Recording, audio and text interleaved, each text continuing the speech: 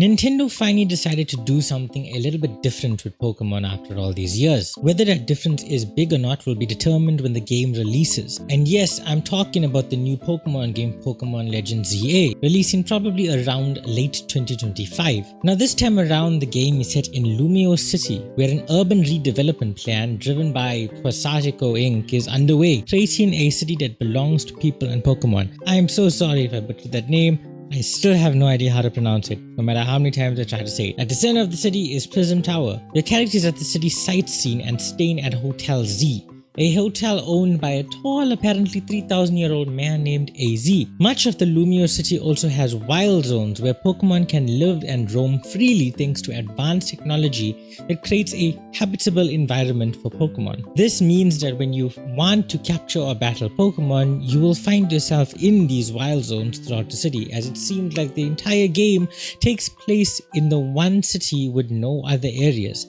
a little different from most other Pokemon titles. The graphics this time around, from what I've seen, still seems to leave some to be desired, but there is a potential chance that the trailer we were shown is gameplay from a Nintendo Switch, whereas we know the Switch 2 is coming out, we just don't know when. There's a good chance the Switch 2 will release with a more enhanced version of Pokemon Legends ZA that we have yet to see, or it should at least perform better if Scarlet and Violet is anything to learn from. Hopefully this doesn't release in the same clunky state that did. The battling mechanics have changed the most, going from a turn-based system to real-time battles.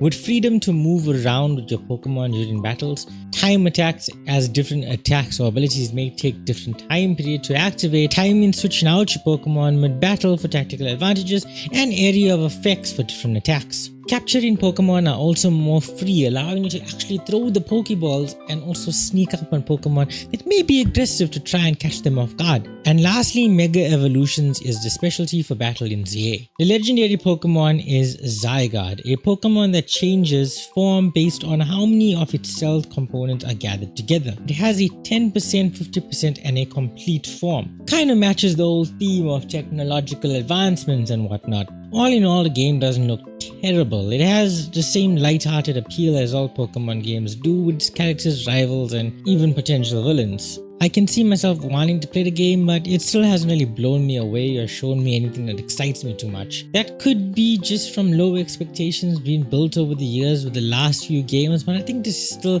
a better direction forward than Scarlet and Violet was. It's definitely an improvement of some mechanics the last Legends game experimented with. However, I still think that all in all, the game still doesn't have that much improvement for a modern generation title, and it still seems a bit lazy to me, but I could just be judging it. I mean, simple gameplay is fine and fun and doesn't really age poorly, but it depends on how you do it. So if this winds up like another Scarlet and Violet situation, that's gonna be kinda sad. Anyway, that's about it for this video. Hope you enjoyed. Subscribe and leave a comment, and I'll see you next time.